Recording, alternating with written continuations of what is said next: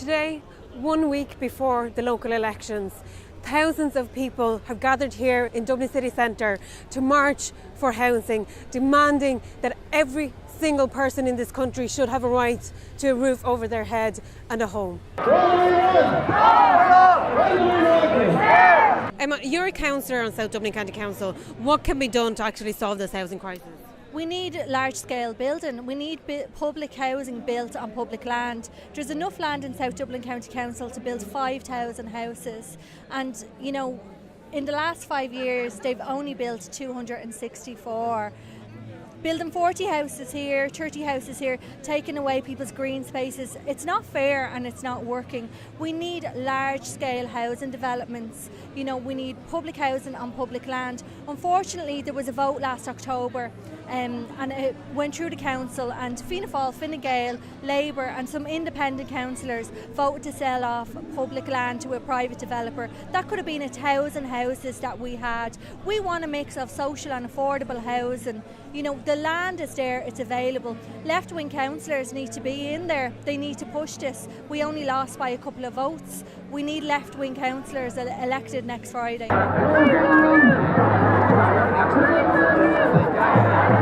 June, you're from Bray, and there was reports recently that a homeless person died there. Can you tell me a little bit more about this? Yes, 3 years ago, when the Bray County Council shut down the only men's hostel in Bray, they gave the men sleeping bags and told them to go sleep on Bray Head. There was nothing they could do for them. 2 of the men refused to do that, so we held a 3-month camp out with them outside the civic offices. Chris was one of the men, one of 3, but he, as an immigrant, we feel he didn't feel comfortable doing the camp out, so he roughed it. Sadly, the council informed the social welfare that these men no longer lived at this hostel, so their dole was cut, and Chris was forced onto the streets to beg. He lost his job as a result of being homeless. He struggled on for 3 years. Myself and Sharon Briggs were keeping a close eye on him. We were feeling really confident that he was pulling himself out of this. He got his dole back and he was granted HAP. And the last time Sharon spoke to him, he said that he got HAP and he was hopeful that he was going to be okay.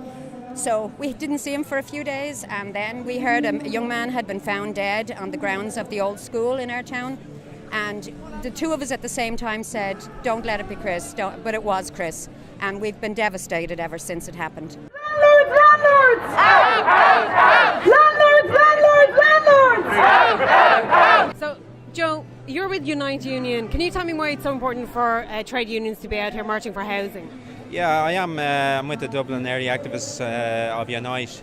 It's very important that the trade union movement engage on this issue fully, because it's not only an issue that there's 10,000 people homeless, but I mean ordinary workers now are being affected hugely by the housing crisis. Workers on about €10 an hour minimum wage. It's just not sustainable. They can't afford rents of €1,300, or in Dublin €2,000. It's just not on. They haven't got a chance, even on the average industrial wage, of ever buying a house, or even rents in Dublin. The average industrial wage probably means that someone's getting about $1,700 a month. A rent of 2,000, it's just not sustainable. So what we in Unite want to do is, or what I've been encouraging, is that we do a survey of our members. Actually, we will be very, very surprised by what our members have to endure. I'm absolutely convinced of that when we get the results of that survey. And we need to broaden the agenda in the workplace, not only on the matter of getting pay increases. You can get a pay increase of 2%, but it's no good if rents are going up at 15 or 20%. So we have to engage on this issue for our members, and we have to do them a service. So it's absolutely vital that the trade union movement get behind this, and individual trade unions communicate down to the grassroots members and mobilise them, because the young people need to get active in their trade unions and get out and make their voices heard, and tell the government that we need no more of this. They need to bring in social affordable housing